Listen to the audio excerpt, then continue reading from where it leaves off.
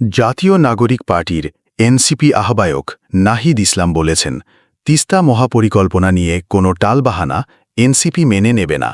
বাস্তবসম্মত উপায়ে তিস্তা মহাপরিকল্পনা করতে হবে।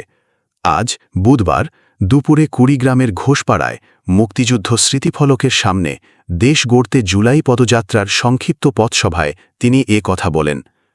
নাহিদ ইসলাম বলেন, উন্নয়ন মানে শুধু ঢাকার উন্নয়ন নয়, দেশ জুড়ে উন্নয়নের কথা বলা হলেও সেই উন্নয়ন এখনও সবার কাছে পৌঁছেনি।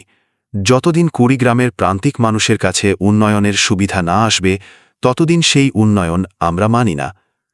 আজ দুপুর 12:30টায় পদযাত্রা নিয়ে রংপুর থেকে কুড়িগ্রামের রাজারহাটে আসেন এনসিপির নেতাকর্মীরা।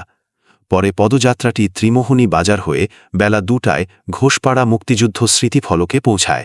এনসিপির আহ্বায়ক নাহিদ ইসলাম, সদস্য সচিব আক্তার হোসেন, সিনিয়র যুগ্ম সদস্য সচিব তাসনিম জারা, দক্ষিণাঞ্চলের মুখ্য সংগঠক হাসনাত আবদুল্লাহ, উত্তরাঞ্চলের মুখ্য সংগঠক সার্জিস আলম, সামান্তা শারমিন সহ কেন্দ্রীয়, বিভাগীয়, জেলা পর্যায়ের নেতারা অংশ নিয়েছেন। কুড়িগ্রামের সংক্ষিপ্ত সমাবেশে নাহিদ ইসলাম আরও বলেন, ফ্যাসিস্ট সরকারের পতন হলেও ফ্যাসিস্ট ব্যবস্থার কোনো পরিবর্তন হয়নি। সেই মাফিয়াতন্ত্র, সেই সন্ত্রাস, সেই দখলদারত্ব কিন্তু রইয়ে গেছে। ফলে আমরা মনে করি আমাদের এই লড়াই এখনও শেষ হয়নি। সেই লড়াই সংগ্রামের ইতিহাস ধরে রাখার জন্য গণ অভ্যুত্থানের নতুন রাজনৈতিক দল এনসিপি গঠিত হয়েছে। এই দলের প্রধান কাজ হল এদেশের মানুষকে যেন আর দাস হয়ে থাকতে না হয়।